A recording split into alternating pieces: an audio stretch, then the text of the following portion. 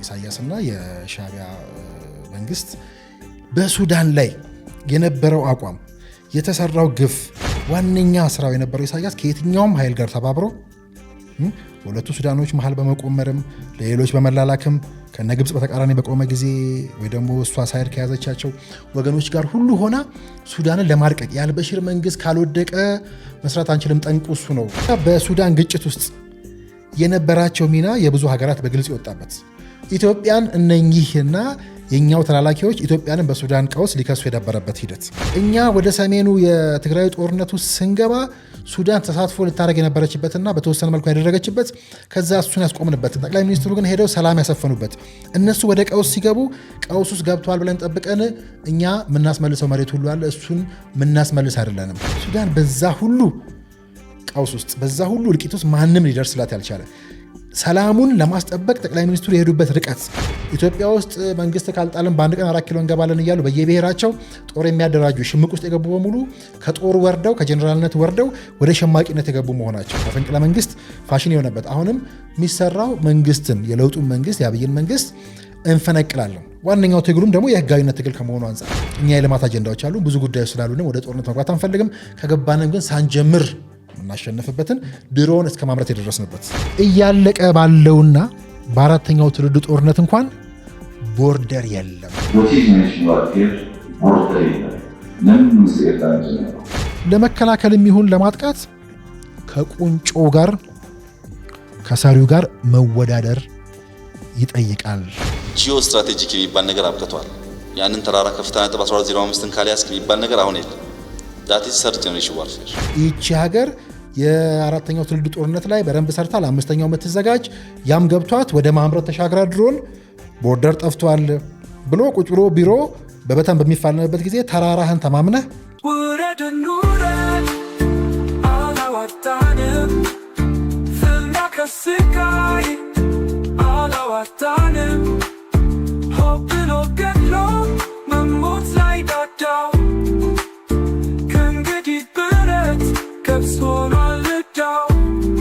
አዲሱ ትውልድ ሀሳብ ነው ሜዳው።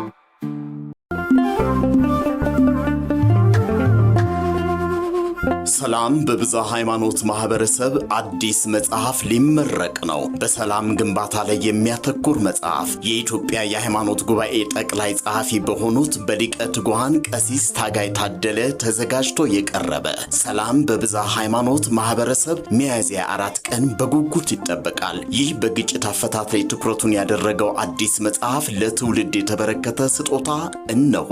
በረጅም የትምህርት የአገልግሎትና የመሪነት ልምድና እውቀት ተቀምሮ በሊቀ ትጉሃን ቀሲስ ታጋይ ታደለ የተዘጋጀ ድንቅ መጽሐፍ በአማርኛና በአፋን ኦሮሞ ሰላማችንን አጥብቀን እንያዝ። ሰላም በብዛ ሃይማኖት ማህበረሰብ ሚያዝያ 4 በስካይላይት። ሰላም ኢትዮጵያ ሰላምሽ ይብዛ ተጠለይ በእግዚአብሔር ታዛ።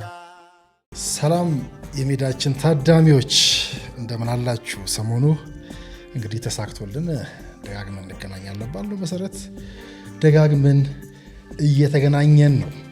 ብዙ የምናነሳቸው ጉዳዮች አሉ። የምንነካካው ጉዳይ የሚካሄደው ጦርነት ፍልሚያ ሁሉ በዚህ ግንባር ነው። የሱም ዓላማ ደግሞ ኢትዮጵያን ጠላቶቿም የሆኑ የታሪካዊ ጠላቶቿ ውስጥ ያሉ ባንዳዎችን በመግዛት ይሆን የአምስተኛው ትውልድ ጦርነት የምንለውና ከዛም አልፎ ደግሞ ከዓለም ጋር ፉክክር ያዘችውን ሀገር ማዳከም የዚህ መገለጫ የሆነውን በየቀጠናችን ከጎረቤቶቻችን ጋር የምናየው ሀገር ውስጥ የሚፈጠረው ችግር ወደ ጎረቤት የሚሄድበት ከጎረቤት ኤክስፖርት የሚደረግበት ከጎረቤት ሀገራት ድጋፍ የሚያገኝበት ብዙ የልማት ውጥን የሌላቸው ወይ ደግሞ ቀጠናው በራሱ አደገኛ ቀጠና በዚህ የሚታወቅ ነው። ስለዛ ነው እንግዲህ ቀዩ ምዕራፍ የኤርትራ ምዕራፍ ቀጠናው ላይ የሚካሄደው ነገር ዓለም ላይ የሚካሄደውን ነገር ከኛ ነጥሎ ማየት አይቻልም። ጉዳዩ እኛን አይመለከተንም ማለትስ ይቻላል ወይ? የምርስ የማይመለከተን ጉዳይ ነው ወይ? ለምሳሌ ዛሬ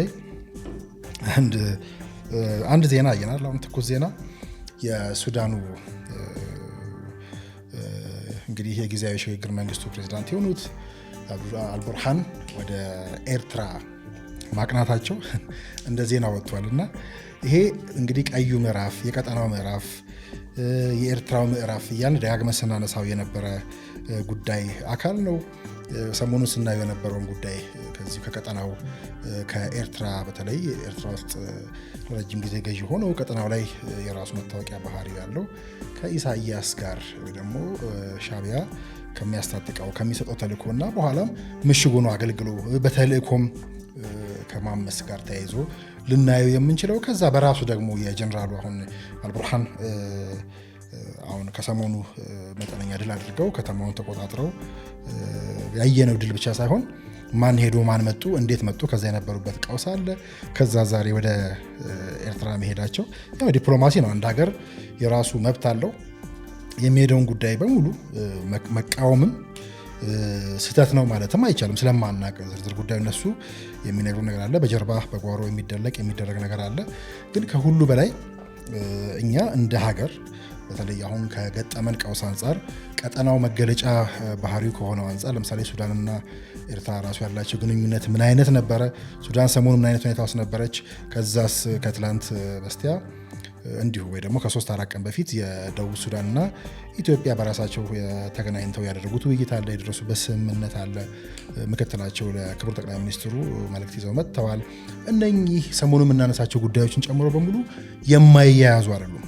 በጣም ተያይዘው ሊታዩ የሚገባቸው ቀዩ ምዕራፍ ስንል ብዙ መገለጫ ያለው ከቀይ ባህር ጋር ብቻ አያይዘን ሰፍተን የምናየው ብቻ ሳይሆን ትንሽ ደም ቀዩ ባህር ወይ ደግሞ ባህሩን በደም ለማቅላት በባህሩ በኩል ደም ማጉረፍ፣ በደም መነገድ፣ ከዛ ደም የሚነግዱ አካላት ረጅም እድሜ የሚኖሩበትና ከዛም አንጻር ቀጠናው ጥንቃቄ ስለሚፈልግ ነው የኤርትራው ምዕራፍ በጣም ትኩረት የሚፈልግ ቀዩ ምዕራፍ አብሮ ቀጠናው ጋር በሙሉ የሚያዝ እኛም ያለንበት ዓለም ያለበትን ሁኔታ በሙሉ አብረን የምናይበት ነጣጥለን የማናየው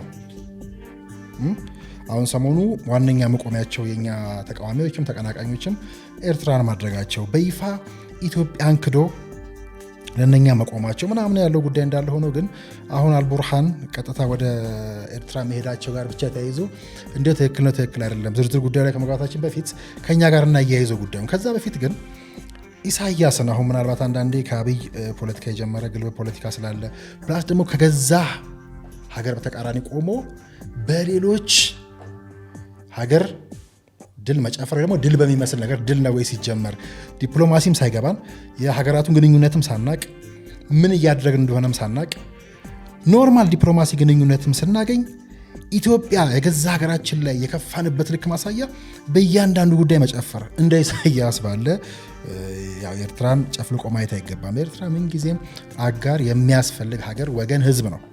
ግን ያው የኢሳያስ መንግስት የአብይ መንግስት እንደምታውቁት በደንብ ዓለም አቀፍ መታወቂያ ያለው እና እንዲህ ባለ መንግስት ላይ ተንጠልጥለን እንኳን የገዛ ሀገራችንን ለመጣል የምንበሻሸቅ አደባባይ ላይ ቆመን ባንዳነትን ጌጥ ያደረግን በዚህ በአምስተኛው ትውልድ ጦርነት በዲጂታሉ ጦርነት በሳይበር ዋርፌሩ በሚዲያ በዲጂታል ሚዲያ የሚካሄደው ፍልሚያ ውስጥ በሙሉ መጥቶ ነውርን ደጋግሞ በመናገር ለመቆም የሚሞከርበት እንደጀመርነው ሰሞኑ ብርቅዬዎቹ ከሰውነት ያወረደን ከዜግነት የወረድንበት ማለት ነውና ማንነታቸውን ግን ብናቅ ዝም ብለን እንደ ወደ ሱዳንና ሁለቱን ስናይ ለመደለቅ ሲሞከር ወይ ደግሞ ቀጣይ የሚጠበቀው እሱ ነው ከኢትዮጵያ ፖለቲካ ውስጥና ምን ትዝ አለኝ የኢሳያስ ከሱዳን ጋር ያላቸው ግንኙነት ወይ ደግሞ የሻዕቢያ መንግስት ኤርትራ ሳይሆን ራሱ ኢሳያስና የሻዕቢያ መንግስት በሱዳን ላይ የነበረው አቋም የተሰራው ግፍ ከሸማቂያን ጋር የነበረው ግንኙነት አቋሙ ራሱ የሚገለጽበት አቋም ምንድነው? በጣም የሚያስቀው ጉዳይ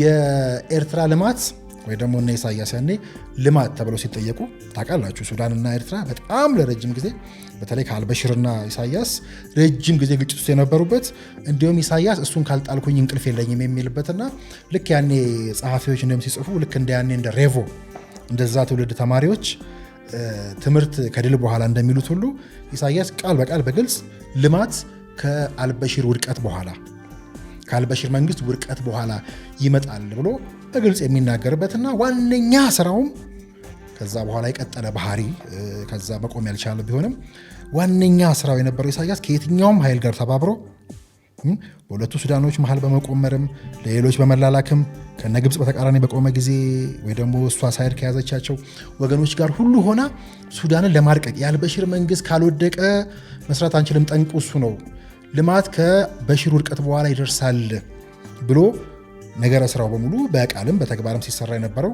እሱ ነው። ከዛ ሱዳን እስከዛሬ የገባችበት ቅርቅር ውስጥ በሙሉ እጃቸውን አውጥተው የማያውቁበት እንግዲህ አሁን ዛሬ ሲገናኙ ራሱ እንዳልኳችሁ ሳምንት እንኳን አለው ለማር መጠነኛ ድል ተቀዳጅተዋል። ቡርሃን ቤተመንግስቱን ያስኩ ካሉ ከዛ በኋላ ቀድሞ የነበሩ አስተላለፎች አሉ። ሱዳን የገባችበት ቀውስ አለ እና መገናኘታቸውን ስናይ ምንድነው ልማት ወይ ደግሞ ሀገር የሀገራችን እድገት ከበሽር ውድቀት በኋላ ይደርሳል ያሉት ኢሳያስ እንግዲህ እሳቸው ብቻቸውን ጣሉት ለማለት ሳይሆን እንዲወድቅ በጣም ከፍተኛ ርብርብ ተደርጎ ዋነኛውን የአንበሳ ሚና በማዳከም ውስጥ በመከፋፈል ውስጥ በማጋደል ውስጥ ሚናዋን ተወጣ። ልማት ሀገሬ ኤርትራ ከበሽር ውድቀት በኋላ ብላ በሽር ወድቆ ቡርሃን ጋር እስክንደርስ ያለውን ታሪክ ብናየው ባህሪያቸው መገለጫቸው እንጂ እንዳልኳችሁ ከበሽር ውድቀት በኋላ ሌላ የገቡበትን ቦታ በኋላ ኢትዮጵያ መታ ሰላም ቀጠናው ላይ እስክትፈጥር ድረስና ከቀጠናው ጋር በሙሉ ባለፈው የኤርትራ ጉዞ ማስታወሻ ላይ እንዳነሳውላችሁ የጠቅላይ ሚኒስትሩ በጣም የመጀመሪያዎቹ 3-4 ወራት 10 ጉዞዎች ብናይ ቀጠናው ላይ ያደረጉት ጉዞ መሆኑን ከዛ ራስ የተገኘውበት ጉዞ ላይ ከማንም ጋር ኢሳያስ ሰላም ያልነበረበት ኦልሞስት ከሁሉም ጋር ማለት ይቻላል ከነ ጅቡቲ ጋር ከያኔ ፎርማጆ እያሉ ከሶማሊያ ጋር ከሁሉም ቀጠና ላይ ካሉ ሀገራት ጋር ሰላም እንዲፈጠር ያደረጉ በኤርትራ ትንሽ መተንፈስ ውስጥ እንኳን እንደ ሀገር እንደ ቀጠና ትንሽ እንድትታይ ማዕቀቦች እንዲነሱ ዜጎች ትንፋሽ እንዲያገኙ ሀገሪቱ ትንሽ መስመር ውስጥ እንድትገባ ተሞክሮ የነበረው ነገር በሙሉ ጠቅላይ ሚኒስትሩ ከመጡ በኋላ ሰላም ከወረደ በኋላ ከጎረቤቶቻቸው ጋር ካስታረቋቸው በኋላ በቃ ይሄ ሰውዬ ተቀይሯል። በፊት እንዲሁም በቀጠናው ጉዳይ ደጋግመን የምንከሰው የነበረውን ሰውዬ እሱ ሁሉ ሰርዘንለት ከዛ እንግዲህ አማራ ታሪካዊ ጠላት ነው ብሎ ከፍተኛ በአማራ ልሂቃንና በሻዕቢያ መካከል ከፍተኛ ማይታረቅ የተባለ ጸብ የነበረበት ኋላ ጠቅላይ ሚኒስትሩ መጥተው እሱ ላይ ሻሩበትና ዛሬ በእኛም መካከል ለመግባት የሚደረገው ሙከራና እነሱ ላይ ትንፋሽ የተዘራው በእኛው ጠቅላይ ሚኒስትር ወይ ደግሞ እሳቸው በወሰዱት የሰላም አማራጭ መሆኑ እንደተጠበቀ ሆኖ ሰሞኑ የእኛ ሸማቂያን እዛ ለመወተፍ እዛ ለመደበቅ መልሰው እዛው ተራራ ውስጥ ለመግባት የሚያደርጉት ጥረት በሙሉ እንዳለ ሆኖ በሱዳን ቀውስ ውስጥ ብቻ ያላቸው ደማቅ አሻራ ከዛ አሁን እንዴት አልቡርሃን ጋር ደረሱ ብለን ስንመረምር የነበሯቸው ወዳጆች ራሱ ለምሳሌ ከመካከለኛው ምስራቅም ከሌሎችም ከአውሮፓም የነበሯቸው ወዳጆች በሙሉ ሄደው ርቀው በቃ ማይለወጥ ሰው ነው ብለው የተዉት። ለምሳሌ ዩኤኢ የተሻለ ተስፋ የነበራት እነሱ ላይ ነው። ወደ ሳውዲ ዞራለች። ሁሌም የነሱ ቅጥረኛ ነው፣ ሻዕቢያ ይታወቃል። ግን ፊቱን ዩኤኢ ትንሽ ተስፋ አለ የሚባልበትና ከዛ ጋር የተቆራረጡበት ከዛ በሱዳን ግጭት ውስጥ የነበራቸው ሚና የብዙ ሀገራት በግልጽ የወጣበት ኢትዮጵያን እነኚህና የኛው ተላላኪዎች ኢትዮጵያንን በሱዳን ቀውስ ሊከሱ የነበረበት ሂደት ከዛ ግን ምንም አይነት ማስረጃ በኢትዮጵያ ላይ መቅረብ ያልቻለበት ብዙ ሀገራት በዩኤን ውስጥ ስማቸው የተነሳ ተሳትፎ አድርገዋል። ከሄሚቲ ወይ ደግሞ ከአልቡርሃን እየተባለ ሲነሳ ኢትዮጵያን የኛው ባንዶችና ኢትዮጵያ እንድትታመስ እንድትጠለሽ የሚፈልጉ አካላት ካልሆኑ በስተቀር ምንም አይነት ተጨባጭ ማስረጃ ያልቀረበባትን ብቻ ሳይሆን እንደው የሽግግር መንግስቱ ራሱ ባህሪ አሁን የመጣው የጀነራሉ አልቡርሃን የሚመራው መንግስት ራሱ በመፈንቅለ መንግስት የመጣ መሆኑ ወታደራዊ መንግስት መሆኑ ይሄ የአፍሪካ መገለጫ መሆኑና ዲሞክራሲያዊ ካለመሆኑን ባሻገር ሱዳን የገባችበትን ቀውስ እናውቃለን። እሱ ብቻ አይደለም። ሐምዶክ እንግዲህ ከአልበሽር ካልተወገደ ተባለ። ከዛ ሐምዶክ የመጡበት መንገድ ስሙዝሊ እየሄደ ያለ በሳቸው ጊዜ ጠቅላይ ሚኒስትሩ ሱዳን ውስጥ ሄደው የፈጠሩት ሰላምና የተወደሱበት ልክ እኛ ወደ ሰሜኑ የትግራይ ጦርነት ውስጥ ስንገባ ሱዳን ተሳትፎ ልታደርግ የነበረችበትና በተወሰነ መልኩ ያደረገችበት ከዛ እሱን ያስቆምንበት ጠቅላይ ሚኒስትሩ ግን ሄደው ሰላም ያሰፈኑበት እነሱ ወደ ቀውስ ሲገቡ ቀውስ ውስጥ ገብተዋል ብለን ጠብቀን እኛ የምናስመልሰው መሬት ሁሉ አለ እሱን የምናስመልስ አይደለንም ያልከፈሉን ዕዳ ሁሉ አለ ከማለት ተሻግሮ አንዱም ክስ ተግባራዊ ሳይደረግ ማንም ማድረግ ያልቻለውን ኢትዮጵያ እነኝን ከማድረጓ ባሻገር ዓለም እዛ ምድር ላይ መቆም በማይችልበት ዓለም ገብቶ ዜጎቹ ማውጣት በማይችልበት በሱዳን ቀውስ ውስጥ የኢትዮጵያ መንግስት ነበረ ይፋ ባልሆነ በጣም ድንቅ ኦፕሬሽን ገብቶ የእነ አሜሪካ ዜጎችን ጭምር ያወጣው። እሱ ብቻ አይደለም። በቅርብ ከወራት በፊት እንዳየነው ፖርት ሱዳን ላይ ሱዳን ምድር ላይ በዛ ቀውስ ውስጥ ሄደው በአካል መቆም የቻሉት የዓለማችን ብቸኛው መሪ ጠቅላይ ሚኒስትር አብይ አህመድ ነበሩ። ከዛ ቀደም ብሎም እንደምታውቁት ሁለቱም ተፋላሚ ኃይሎችን አዲስ አበባ ላይ ጠርቶ የማናገር አቅም ብቃት የነበራቸው በሱዳን ሰላም ውስጥ ስማቸው ከፍ ተብሎ የሚነሳ በጣም የሚወደስ ሱዳን ላይ የነበረው ቀውስ እንዳይፈጠር የሄዱበት ርቀት ያኔ ታውቃላችሁ የአሜሪካ የፖምፒዮ ቀጠናው ላይ ተወካይ በነበሩበት ጊዜ ሱዳን ላይ ከነሱ ጋር ግብግብ ገጥሞ በጋራ እዛ ለመታየት የደፈረ መሪ የተገኘበት በተቃራኒው ቀጠናው ያን ለማድረግ አቅም አይደለም ዓለም ያልቻላቸውን ጉዳዮች ያደረግንበት ከዛ በኋላ እንግዲህ በሽር ነው ጠንቁ በሽርን ከጣልን በኋላ ልማት ይቀጥላል ብለው እየዞሩ ቀጠናውን የማመስ ኢትዮጵያ ውስጥ የተፈጠረውን ሰላም በሙሉ የማመስ ኢትዮጵያ ጎረቤቶቿ ጋር ያላትን ግንኙነት በሙሉ አሻክሮ ቀውስ ለመፍጠር እንደምታውቁት በሶማሊያ በኩል ሞከረች። ያው የግብፅ ቋሚ ተላላኪም መልእክተኛም ሆነው ከዛ በኋላ የኛ ባንዶች በሙሉ ምንም ተስፋ የሌለው እንደ መንግስት ልንቆጥር የማንችለው ዳግመን መረጃዎች አቅርበናል። የኤርትራን ህዝብ ራሱ መከራ ውስጥ የከተተ የሀገራችንም የቀጠናው መታወቂያ የሆነው ይሄ ፖለቲክስ ኦፍ ፍሬንድሺፕ የማያቅ ግትርነት የሞላበት ፖለቲክስ ኦፍ ኢነሚቲ የሚባለው የቀጠናውን መገለጫ የሆነበትና በተለይ እንደ ኢሳያስ ያሉት ቀድመው ያው እንግዲህ ወንበሩ ላይ ቁጭ ካሉ ጀምሮ ሊሞቱ ነው ልማት ከንትን በኋላ እያሉ ልክ ልማት ከመለስ ውድቀት በኋላ ልማት ከኢህአዴግ ውድቀት በኋላ ምናምን እያሉ ቀጠናም ጅቡቲም ሄደው ሶማሌም ሄደው ተላልከው እንደሚረብሹት ከየመን ጋር ጸብ ውስጥ እንደሚገቡት ከማንም ጋር ሰላም ሳይኖራቸው ወደብን የሚያክል ነገር ባህርን የሚያክል ነገር ይዘው ተገንጥለው ዝግ ሀገር ይዘው ዜጎች የሚማቅቁበት ምንም ሰላም የማያገኙበት ለቀውስ ሲሆን ወይ ደግሞ በችግር ጊዜ አብሮ መስራት የማይችሉ መድረስ የማይችሉ በሱዳን ግጭት በሱዳን ቀውስ ሁሌ ተከሳሽ የሆነ አካል ዛሬ ወደ አደባባይ ሲመጣ እንዲያው ከነሱ በላይ ወይ ደግሞ አደባባይ ላይ ባለማወቅ ከገዛ ሀገር ጋር በተገባ እልህ ከዛ በኋላ ቀጠናዊ ጉዳዮች የሚተነተኑበትን ልክ እዩ ብርቅዮቹ እንድንላቸው የሚያስችለን ሁሉ ቀጠናዊ እውቀታቸውና ያን የቀጠናዊ ፖለቲካውን የሚተነትኑበት የሚረዱበት መንገድ በራሱ አስቂኝ ስለሆነ ይሄ እስከኛ ጋር የሚያያዝ ጉዳይ የለውም ወይ?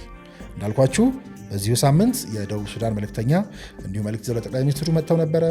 እናንተ ጎነን ብለዋል። ሱዳን ውስጥ እንደገና አሁን ዓለም ሚዲያም እየዘገበ እንዳለው ሌላ ቀውስ ውስጥ ሬክ ማቻር እና ሳልቫኪር መካከል ያለው ውጥረት ሌላ ቀውስ ውስጥ ሊከታቸው የተባለ የሚባልበት ሱዳን በዛ ሁሉ ቀውስ ውስጥ በዛ ሁሉ እልቂት ውስጥ ማንም ሊደርስላት ያልቻለ ሰላሙን ለማስጠበቅ ጠቅላይ ሚኒስትሩ የሄዱበት ርቀት ጣልቃ የገቡበት ርቀት ያገዙበት ርቀት ከዛ ዓለም እንደዚህ ስትራመስ አላየሁም አልሰማሁም ብሎ የሸሸው ላለማየት የሞከረበት እንደ ጠቅላይ ሚኒስትሩም በድፍረት ገብቶ ምንም ያላደረገበት ልክ አሁን ጀነራሉ መጠነኛ ድል አግኝተዋል ሲባል ወደ ኤርትራ ግብዣ ተደረጎላቸው ይላል። እሱ ችግር የለውም። ግን ከዛ ባሻገር ሱዳን ውስጥ የነበረው ቀውስ ምን ይነግረናል? በዛ ቀውስ ውስጥ እነሱ የነበራቸው በሱዳን ዛሬ እንደዚህ መማቀቅ ውስጥ ከአልበሽር ውድቀት በኋላ ልማት ይደርሳል ብለው የራሳቸውን ብቻ ሳይሆን ሱዳንም ከዛ በኋላ ሰላም ትሆናለች ብለው የነገሩን እሳቸውና ሌሎቹም አልበሽር እንዲወድቁ ያደረጉ አካላት በሱዳን ቀውሱ ዛሬ እንዴት ነው የምናያቸው? ሱዳን ዛሬ እንዴት ነች? ሱዳን እንደተባለው ከአልበሽር ውድቀት በኋላ ሀገር ሆነች? ከዛ በኋላ በመጡ ልውውጦችና ሰላማዊ ያልሆነ ግጭቶች፣ ስልጣን ፍትጊያዎች ውስጥ በሙሉ እነኛ አካላት ምን ነበር ድርሻቸው? ዓለም እዚህ ውስጥ ኮንትሪቢዩት ማድረግ ይችላሉ ወይ? እኛስ ያሳየነው ወደ ሰፊነት ከመሬት ከድንበር ከክፍያዎች መብራት የምናምን ክፍያዎችን ጨምሮ ከዛ በብቃት እዛ ለመገኘት አሁንም በሰላም እንዲታረቁ ለማድረግ ከዛ ዓለምም ዩኤን ላይም የብዙ ሀገራት ስም ሲነሳ የእኛ ስም በፍጹም ያልተነሳበት ግን እንዲህ ሀገር አቆርቁዘው ሁለት ሀገር ያቆረቆዙ አካላት ሲገናኙ ወይ ደግሞ እዚህ ወይ ደግሞ ያኛው ሀገር ደግሞ የሚፈለገው እንዳያችሁት ይሄ በጋራ ለመስራት ለወዳጅነትም ሳይሆን ይሄ ለፖለቲክስ ኦፍ ኢኔሚቲ በሁለቱ ሱዳኖች መካከል ገብተው ከፍለው ምናምን አበጣብጠው መንግስት ምናምን እንዲወድቅ እንዳደረጉት ሁሉ አሁንም በሁለቱ መንግስታት መካከል ገብተው ያው እንግዲህ ታውቃላችሁ እነ ግብፅ ያው የጦር ሄሊኮፕተር ሁሉ ታይቶ የተከሰሱበት በዛ ጦርነት ተሳትፎ የነበራቸው ሰው በውክልና ደግሞ ይህን ጉዳይ የምትፈጽምባቸውን ጉዳዮች በሙሉ ስናይ የልማትም ህልም የሀገርነትም ህልም ውጥንም የሌላቸው ፖለቲክስ ኦፍ ፍሬንድሺፕ ልማት ብልጽግና ምናምን የሚባል ጉዳይ የማያሳስባቸው እንደዛ ባለ ጉዳይ መገኘት የማይችሉ እዛ አቅምም የሌላቸው አሁንም ቢሆን ከኢትዮጵያ ጋር ተጣልተናል ወይ ደግሞ ኢትዮጵያን ማስጨነቅ አለብን ኢትዮጵያ ከቀጠለች በሚል ያው ሱዳን ጋር ሁሌ ስጋት ስለነበረኛ በጥንቃቄ ስለምንይዘው ሁሌ ማለት ነውና የብዙ አካላት ድለቃ ስላለበት ከዛ እንዳልኳችሁ የአልበሽር መንግስት መፈንቀል ብቻ አይደለም የሐምዶክ መንግስት እየሰራ የነበረውን ዲሞክራሲያዊ መንገድ በሰላማዊ መንገድ የተካሄደ የነበረበትን መንገድ በወታደራዊ መፈንቅለ መንግስት መፈንቀላቸው ከዛ ኢትዮጵያ ውስጥ ያለው ሽኩቻ በሙሉ ኢትዮጵያ ውስጥ መንግስት ካልጣልን በአንድ ቀን 4 ኪሎ እንገባለን እያሉ በየብሔራቸው ጦር የሚያደራጁ ሽምቅ ውስጥ የገቡ በሙሉ ከጦር ወርደው ከጀነራልነት ወርደው ወደ ሸማቂነት የገቡ መሆናቸው እነኚህ ሸማቂዎች ደግሞ ሄደው የሚደበቁት ከድሮም ጀምሮ በታሪካችን ኤርትራ በረሃ ውስጥ የሚደበቁ ከኤርትራ ተልኮ ይዘው የሚመጡ ሌላ ጊዜ እናየዋለን እንጂ ተከፍቶ ብናየው የሚል አሰፋ ጫቦ ነፍሳቸውን ይማርና የእሳቸው ድንቅ ጽሑፍ አለ እያንዳንዱን ኢትዮጵያን ወክሎ ይታገል የነበረው አካል እነኚህ ጀነራሎችን ጨምሮ እንዴት ከኤርትራ ተልእኮ ወስደው እስከ ሩዋንዳ እስከ ኡጋንዳ ያለ ጉዳይና ማንነታቸውን ዘርዝረው የጻፉበት ይሄም እኛ የምናውቀው ከዛ መንግስት ሲመጣ ይቅር ብሎ ሲያስገባቸው ከዛው የገቡ እስከ ዛሬ የቀጠለ በኤርትራ በኩል የገባው ያው ከኦነግ ከሸኔ ጋር ተያይዞ ያለው ጉዳይ ከዛ ዛሬ ትግራይ ያለው ጉዳይ ትግራይ ላይ ዛሬ ወደ ስልጣን የመጡት ጀነራሉ መሆናቸው ምንድነው የሚነግረን የአማራ ፋኖ ውስጥ ያሉ ጀነራሎች ከነሸኔ ጀርባ አለን የሚባሉ ወታደራዊ አመራሮች የነበሩ በሰሜኑ ጦርነት ግጭት ያስነሱ ዛሬም ሰላም እንዳይመጣ የሚተጉ ሰዎችን በሙሉ ስናስብ እዛም ሱዳን ላይ በቡርሃን ጊዜ ተጀምሮ የነበረው ነገር በሐምዶክ ጊዜ ተጀምሮ የነበረውን ከወታደሩ መጥተው ቡርሃን የፈነቀሉበት ይሄ የአፍሪካ ቀንድ የአፍሪካ ጠቅላላ መገለጫ የነበረ መፈንቅለ መንግስት ፋሽን የሆነበት አሁንም የሚሰራው መንግስትን የለውጡን መንግስት የአብይን መንግስት እንፈነቅላለን ዋነኛው ትግሉም ደግሞ የህጋዊነት ትግል ከመሆኑ አንጻር አሁንም ትግራይ ላይ አቶ ጌታቸውን ተክተው የመጡት ጀነራል ታደሰ ወረደ ከጦሩ የወጡ የጦሩ አመራር መሆናቸው ጀነራል መሆናቸው እነኚህ ሁሉ ተሰፍቶ የሚታይ ኤርትራና የህወሓት የሆነው አንጃ በኤርትራ በኩል ለመሽሎክ የሚሞክሩበት ከዛስ እነ ፋኖ በፋኖ ኃይል እንዳልኳችሁ ታሪካዊ ጠላት የነበረ እንዲሁም የለውጡ መንግስት ይቅርታ ያስደረገለት ሊጣመሩ አብረው ሊታዩ ይችላል ተብሎ የማይታሰቡ ኃይሎች የተጣመሩበት በዛ በኩል በኢሳያስ በኩል ተስፋ የተደረገበት ከኢሳያስ ጋር ሆነን አብይን ብቻ ማስወገድ ነው ከዛ በኋላ ይደርሳል የሚሉበት በጋራ ግን አብረው መቆም የማይችሉበት እነኛ ኃይሎች በሙሉ ከዛ በአማራ ክልል አካባቢ የግጭት ዋነኛ ቦታዎች የሆኑ ነገ አብረው አይቆሙ የምንልባቸው ለምሳሌ ምዕራብ ትግራይ ይሄ የወልቃይትን ጨምሮ የነ አልፋሽጋ ወደ ሱዳን ጋር የምንጋራቸው ድንበሮች መጥተው ከኛ የሰሯቸው ድንበሮች እዛ የምንጋጭባቸው ከኛም ገበሬው እየገባ የምንጋጭባቸው ቦታዎች በሙሉ ሱዳን ጋር የሚያዋስኑን ከመሆኑ አንጻር ይሄ ምዕራብ ትግራይ የምንለው በጣም ለም የሚባሉ ቦታዎች ውሃ ያላቸው ቦታዎች ሰብል በጣም የሚሰጡ ቦታዎች መካከለኛው ምስራቅ አካላትና ሌሎችም ከሩቅ መጥተው የሚፋለሙበትና ብዙ ጊዜ በታሪክም ተጋድሎ ያደረግንባቸው የናይል ተፋሰሶችን እዛው አካባቢ ስንከተል ያለው ጉዳይ ልክ የስርዓት አልበኝነት ይሄ እንዳልኳችሁ የአፍሪካ መታወቂያ የሆነው እየተፈነቃቀለች እየተገዳደለች እንድትቀጥል የማድረግ የዛ አዙሪት አካልን አድምቆ የሚያሳይ ነው የነኚህ የሁለት አካላት መገናኘት የሁለቱም አካላት በተለይ የሁለቱም ሀገራትን ጉዳይ ሁሌም በንቃት ማየት ስላለብን እንጂ ፉክክሩ አሁን እኮ የነኚህ ኃይላት ቆሞ መቅረት የእኛን መፍጠን ባለፈው እንደጋበዝኳችሁ ቪዲዮ ከዓለም ጋር የሚፎካከር ወይ ደግሞ የምትፎካከር ሀገርና እሷን የሚመራው ሀገር ሰውዬ 17 ዓመት በፊት ቪዲዮ ቀንጭቤ እንዳሳየኋችሁ ባለፈው እኛ በዚህ ዘመን ለምንድነው ስለ ኤርትራ የምንጨነቀው? ለምንድነው ስለ ሱዳን ስለ ሶማሊያ ጎረቤቶቻችን የምንጨነቀው? በአምስተኛው ትውልድ ጦርነት ቦርደር የለም። ለምንድነው ስለ ኤርትራ የምንጨነቀው? በሶስተኛው ትውልድ ጦርነት ውስጥ ያለ ሰው ነው ስለ ኤርትራና ስለ ሱዳን ሌሎች ስለ ጎረቤቶቹ ወይ ደግሞ ጎረቤቶቹ ጋር ስላለ ሽኩቻ የሚያስበው። ምክንያቱም አሁን እየተፈጠሩ ያሉ ብቃቶች ከቻይናም ከአሜሪካም ከጃፓንም ሊነሱ ይችላሉ። ወደፊት በሚመጣውና አምስተኛው ትውልድ ጦርነት አይደለም እያለቀ ባለውና በአራተኛው ትውልድ ጦርነት እንኳን ቦርደር የለም። ወደ ሶስተኛው ትውልድ ጦርነት ብንወስደው እንኳን ከኤርትራ ጋር ስንዋጋ ኤርትራ የምትጠቀምበት ማንኛውም የኮሙኒኬሽን ጋጀት የጦር መሳሪያ እዛ አይመረትም። የኢትዮጵያም እንዲሁ ያን ኢትዮጵያም ገዢ ስለነበረች ማለት ነው። ለመከላከል የሚሆን ለማጥቃት ከቁንጮ ጋር ከሰሪው ጋር መወዳደር ይጠይቃል ማለት ነው። ከገዛው ጋር ከሆነ ጉዳዩ ዛሬ የገዛውን ነገ ቀይሮ ነገ ሲገዛ መግዛቱ የሚያቆም አይደለም። ከፈጠሩት ጋር ከሆነ ውድድሩ ቢያንስ ራስን እንዴት እንደምትከላከል ታውቀዋለህ፣ ከዚያም ያልፋል። እንግዲህ አሁን የምታዩት ነጭ ሸሚዝ ለብሶ የሚያወራው ሰውዬ ከዛሬ 16-17 ዓመት በፊት ያወራውን ነው የደገምኩላችሁ። በአምስተኛው ትውልድ ጦርነት ላይ ቀድሞ ያኔ በዚህ ደረጃ ያሰበው ሰውዬ ዛሬ ድንበር ተሻግሮ ስለመላላክ የምታስቡት በዓለም ደረጃ ራሱን ማወዳደር የሚያስበው ሰውዬ ማለት ነው። ጂኦ ስትራቴጂክ የሚባል ነገር አብቅቷል። ያንን ተራራ ከፍታ ነጥብ 1205ን ካልያዝክ የሚባል ነገር አሁን የለም። ዛት ኢዝ ሰርድ ጀነሬሽን ዋርፌር። ስለዚህ በከፍታ ቦታና በዝቅታ ቦታ የነበረው አሳሰብ ቀርቷል። ወይም አንድ ተራራ ከመያዝና አንድ ተራራ ካለመያዝ ጋር ያለው አይዲዮሎጂ እየሞተ መጥቷል። አሁን ባለው ዋርፌር አተያይ ጀነሬሽን ዋርፌር ቦርደር የለም። ለምን ምስኤታ ነው?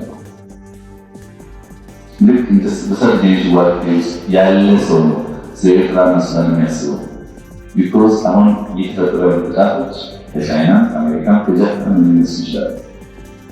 ወደፊት የሚመጣው ፊዚሽን አሁን ባለውና እያለቀ ባለው ፎርዝ ጀነሬሽን ዋርፌር እንኳን ሞተር አይሰራም። ፎርዝ ጀነሬሽን ዋርፌር ባለፉት ዓመታት ዓለም ተሯሩጣበታለች። ኮምፒውተር ለመስራት፣ ለመግዛት፣ ለመታጠቅ ከፍተኛ ውጤት ተደርጓል። ለዛ አክቲቭሊ ፓርቲሲፔት ለማድረግ ነው። በዚህ ጀነሬሽን አንዱ ስለ ቨርቹዋል ሶቨርኒቲ ኮንሰፕት የመጣው ከዚህ ቦርደር ፊዚካሊ በመሬት ታጠረ ሳይሆን ከዚያ ሰው ሳታሰማራ የምትቆጣጠርበት አውድ ማለት ነው። እኛ የልማት አጀንዳዎች አሉ፣ ብዙ ጉዳዮች ስላሉንም ወደ ጦርነት መግባት አንፈልግም። ከገባንም ግን ሳንጀምር እናሸንፍበትን ድሮን እስከ ማምረት የደረስንበት ከዛ በድሮን አጋቾች፣ በድሮን ሌቦች ወይ ድሮን በገዙ ሰዎች ለመፎከር የሚሞክሩ የሚቃጣቸው የጦርነት ሀሁ ያልገባቸው ድንበር የሚባል ነገር የለም። አሁን ባለው ዘመን ላይ ቦርደር የሚባል ነገር የለም። በቃ ድንበር ጠፍቷል።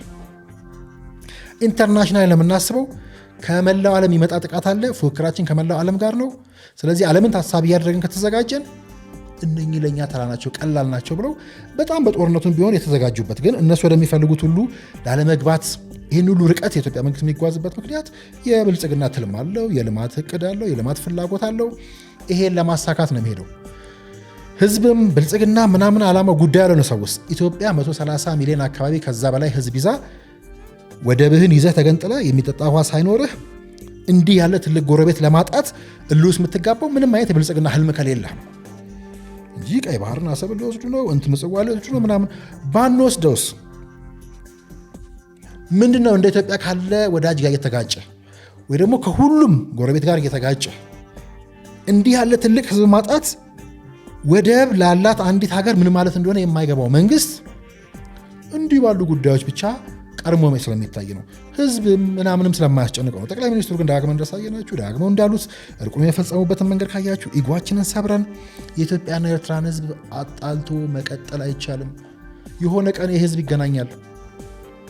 መሬት አልናፈቀውም። ህዝቡ የናፈቀው መሬት አይደለም፣ ማለየት የማንችለው ህዝብ ነው። 10 ዓመት 20 ዓመት እናለያይ ይሆናል። ከዛ በኋላ ግን ህዝቡ ይለያያል። ጉዳያችን መሬት አይደለም። አንድ ህድሞ ሁለት ህድሞ ወደዛ ይሄዳል፣ ወደዚህ ይመጣል። መሬት አያሳስበንም ያሉበት ከዛስ እንዲህ ያሉ በወራሪነት በሽምቅ ተዋጊነት የሚታወቁ የቀጠናው ነውጠኞች ኢትዮጵያን በጠባጫሪነት በወራሪነት የሚከሱበት ኢትዮጵያ እስኪ የትኛውን የኤርትራ ግዛት ነው ያዘችው? ኤርትራ እኮ ለቃ ያልወጣችው ኢትዮጵያ ግዛት አለ እኮ። ኢትዮጵያ ግዛት ውስጥ እኮ ኤርትራ ሰራዊት አለ፣ ኤርትራ መንግስት አለ። እኛ መች ነው የገባን? ይሄ መደለቅ የሚፈለግበት የሚናገሩት ግን ስለ ራሳቸው መሆኑ እንዲህ ባለ ቀውስ ለመፍጠር ሰላም ለመንሳት ሲፈለግ ለማንኛውም ኃይል ተልከው የሚገቡ ይሄም የነሱ መገለጫ የሆነ ሰሞኑ ከምናየው ጉዳይ ጋር በቀጥታ የሚያያዝ የኛው ባንዶች ለነዚህ የሚደልቁበት ግን የኤርትራ ምዕራፍ ቀዩ ምዕራፍ ብዙ የሚያስወራ ከማንነታችን ከህልውናችን ጋር በቀጥታ የሚገናኝ ለዛም በተለይ አሁን ያሉት መሪ በጣም ገብቷቸው እንዳልኳችሁ በመሳሪያውም ከዓለም ጋር ፉክክራቸውን አድርገው መሳሪያ በማምረት ዲተር ማድረግ ከመጡም እንዳይነሱ አድርጎ ለማሸነፍ የሚያስችል አቅም የፈጠሩበት የሰሜኑም ጦርነት እንደምታውቁት ግጭቱ የኤርትራና የህወሓትና ሻዕቢያን ወዳጅነትም ስትመረምሩት የሰሜን እዝ መወጋቱ ሚስጥር ኢትዮጵያን እንደ ሀገር እንዳትቀጥል ለመገነጣጠል አሁን እኛ የምንከሰስበትን ጉዳይ እርስ በርስ ሊካፈሉ እዛው እርስ በርስ የተመዳደቡ እርስ በርስ ጥብቅና ይቋቋሙ የነበሩ መታየት የማይችሉ ወደ ታሪካዊ ጠላትነት የተሸጋገሩ ከዛስ ዛሬ ለጊዜያዊ ጥቅም ስንል እናንተ እንወጋለን የሚሉበት ይሄ ከሀገርነትም ከቀጠናውም ከማንም አንሶ ቀጠናው ከሚፈልገው ወይ ደግሞ በዚህ ዘመን ለመቆም የሚያስችል ተክለ ስብዕናም አይደለም፣ መገለጫም አይደለም፣ ስራም አይደለም፣ ተግባርም አይደለም። እሱን ማድረግ ስለማይችሉ ነው እንዲህ ባለ ጉዳይ ላይ የሚገቡት። ኢትዮጵያ እንደ ሀገር እንዳትቀጥል ነው የእነኝህ ሰዎች የሁልጊዜ ምኞት። ለዛም ነው የሚችሉት መስራት ስለማይችሉ ቢሰሩም ኢትዮጵያ ላይ መድረስ በጣም አንችልም፣ አቅም ያን ያህል አቅም የለንም፣ ጎበዞችም አይደለም ብለው ስለሚያስቡ የቀጠናው ጎበዝ አለቆች ስለሆኑ ይሄ በሽብሩ በነውጡ በመተኮሱ እሱን በማድረግ የማሸነፍ ግብ አላቸው ወይ? አራተኛውን ትውልድ ጦርነት የምታውቁ ሰዎች እነሱም የማሸነፍ ግብ የላቸውም። ኢትዮጵያ እንዳትሮጥ፣ ኢትዮጵያ አሸናፊ ሆና እንዳትወጣ መጎተት መሳብ ነው። ለዛም ነው ኢትዮጵያ በፍጹም ማደግ የለባትም የሚል ሰሞኑ የጀመርነው የቅናት ጉዳይ ወደ ቀጠናው ይሻገራል ያልኳችሁ። ኢትዮጵያ ወደቡን ተጠቅማ ብር አግኝተ ወዳጅነት አግኝተ ሰላም አግኝተ ሀገርን ማሳደግ ሁልጊዜ በቁርሾ ውስጥ ከመኖር ትውልድ ነገ ሊፈታው የግድ የሚፈታው ጉዳይ ግን ደግሞ ትውልድ ዛሬ ዋጋ ሳይከፍል በአጭሩ በቃህ መከራ ሊባል የሚችልበት የሚጠጣ ውሃ ሳይኖር የሚበላ በቂ ምግብ ሳይኖር ባህር ይዘህ ተገንጥለህ ምን ታደርገዋለህ ስትል እዛ ላይ መስራት ስለማይቻል እዛ ላይ የመስራት ህልምም ውጥንም ስለሌለ ኢትዮጵያ አትደግ ብቻ የሚል ቅናት ኢትዮጵያ ጎረቤት እያለችላቸው ርቀው ሄደው ለነ ግብፅ የሚላላኩ ማለት ነው። ኢትዮጵያን ለመጉዳት ሲባል ወዳጆቻቸውን በሙሉ የሚያጡ ማለት ነው። ሀገር በሙሉ ይውደም የሚሉ ቅናተኝነት ማለት ነው። ቀጠናዊ ቅናተኝነት ማለት ወደ ቀጠናው የተሻገረ ቅናት ማለት ነው። ስለዚህ እንዲህ ያለ ስካር ውስጥ ሀገር ይዞ ወደ መቀመቅ አለ ወይ ሀገር ውስጥ ይባል ድረስ በሁሉ ነገር ወርስት ዓለም ላይ መጨረሻ ተብላ የምትጠቀስን ሀገር የሚያስተዳድሩ ሰው ናቸው።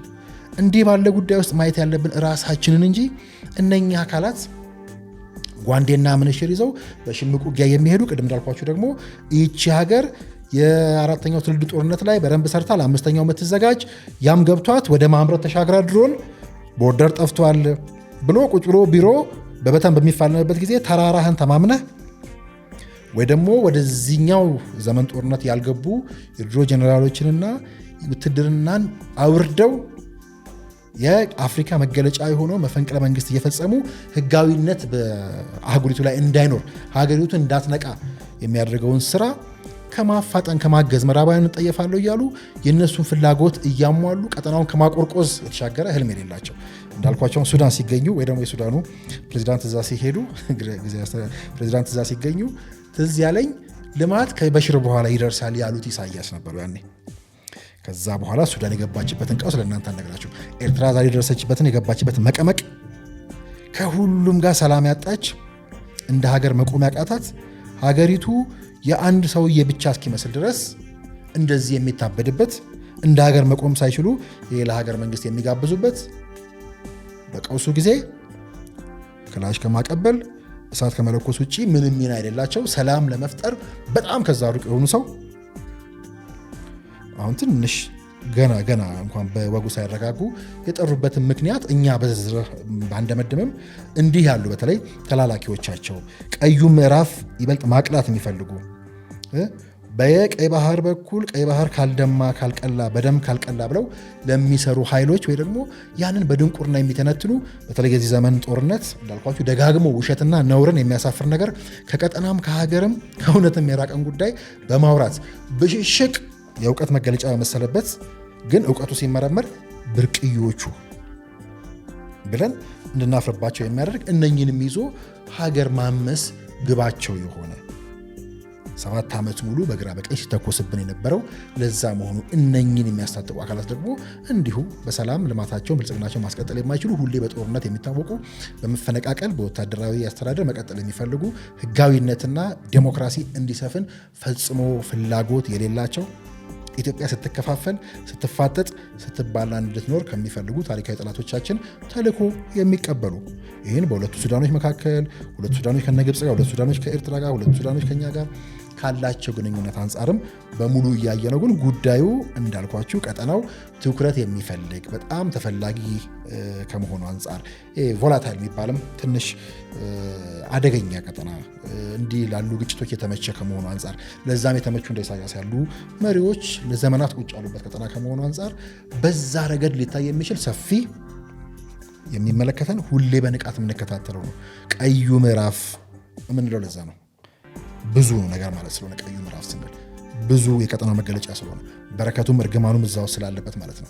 የኤርትራው ምዕራፍ ደግሞ ተደጋጋሚ ልናየው የሚገባ ሁልጊዜም ነቀርሳ የሆነ የኤርትራ መንግስትን እንጂ ህዝቡን እያልን አይደለም። እንዲህ ያለው መንግስት እንዳያችሁት ህዝቡ መኖር ወደማይችልበት የምድር ሲኦል ሀገሪቱን ቀይሮ መስራት ስለማይችል እረፍት ትንሽ ሲያገኝ ወይ ደግሞ ትንሽ እረፍት ብንሰጠው የኢትዮጵያ መንግስት ጥሎን ይሄዳል፣ እረፍት የሰጠነው ጎረቤታችን ጥሎን ይሄዳል በሚል በጎረቤቱ እንኳን የሚቀና ለዜጎቹ ቅንጣት ርኅራኄ የሌለው ዜጎቹ ተጠርገው ወጥተው ብቻውን ሀገሪቱ ላይ ሲቀር ድረስ ሀገር አልባ ወደ መባል ተሻግሮ እንደ ሀገር በቀውሶች ላይ ብቻ ፊት ለፊት የሚገኝ ልማት ከበሽር ውድቀት በኋላ ብሎ የቀጠናውን መንግስት በሙሉ ካልወደቀ እያለ ስም እየቀያየረ እየጠራ አልቡርሃን ላይ የደረሰው ሰውዬ ማለት ነው።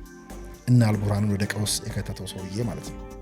እነሱን ወደ ቀውስ የሚከቱና ከቀውስ የሚያተርፉ አካላት ተላላኪው ማለት ነው።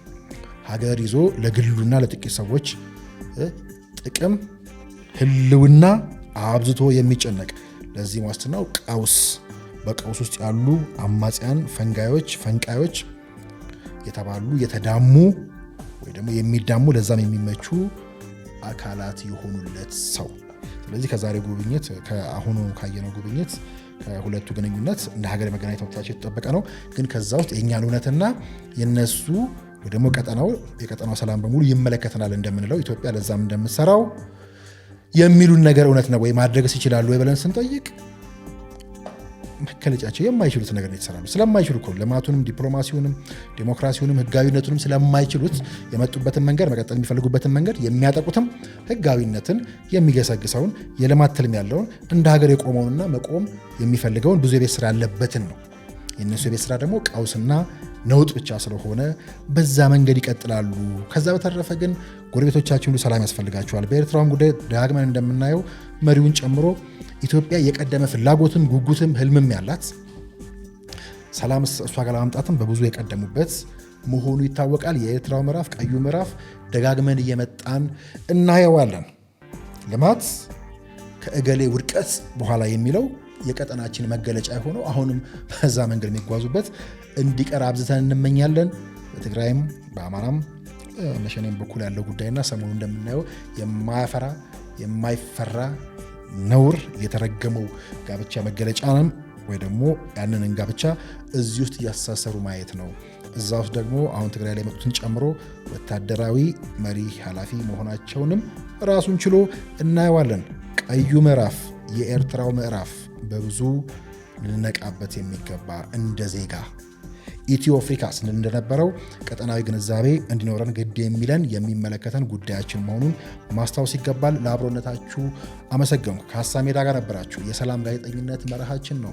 ሰላም ግን ዋጋ ያስከፍላል። ከምንም በላይ ደግሞ ንቃትን መታጠቅ ዋነኛው መሳሪያ ነው። ለዛም የምንችለውን ሁሉ በየፊናችን እናድርግ።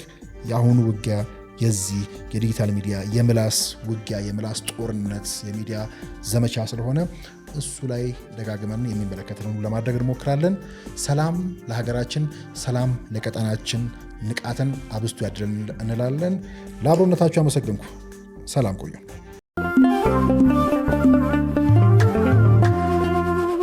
ሰላም በብዝሃ ሃይማኖት ማህበረሰብ አዲስ መጽሐፍ ሊመረቅ ነው። በሰላም ግንባታ ላይ የሚያተኩር መጽሐፍ የኢትዮጵያ የሃይማኖት ጉባኤ ጠቅላይ ጸሐፊ በሆኑት በሊቀ ትጉሃን ቀሲስ ታጋይ ታደለ ተዘጋጅቶ የቀረበ ሰላም በብዝሃ ሃይማኖት ማህበረሰብ ሚያዝያ 4 ቀን በጉጉት ይጠበቃል። ይህ በግጭት አፈታት ላይ ትኩረቱን ያደረገው አዲስ መጽሐፍ ለትውልድ የተበረከተ ስጦታ እነሆ።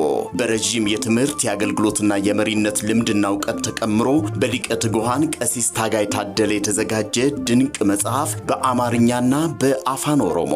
ሰላማችንን አጥብቀን እንያዝ። ሰላም በብዛ ሃይማኖት ማህበረሰብ ሚያዝያ 4 በስካይላይት። ሰላም ኢትዮጵያ ሰላምሽ ይብዛ ተጠለይ በእግዚአብሔር ታዛ ውረድ ኑረድ አላዋጣንም ፍና ከስቃይ አላዋጣንም ሆብሎ ገድሎ መሞት ላይ ዳዳው ከእንግዲህ ብረት ገብስ ሆኗል ዕዳው አዲሱ ትውልድ ሀሳብ ነው ሜዳው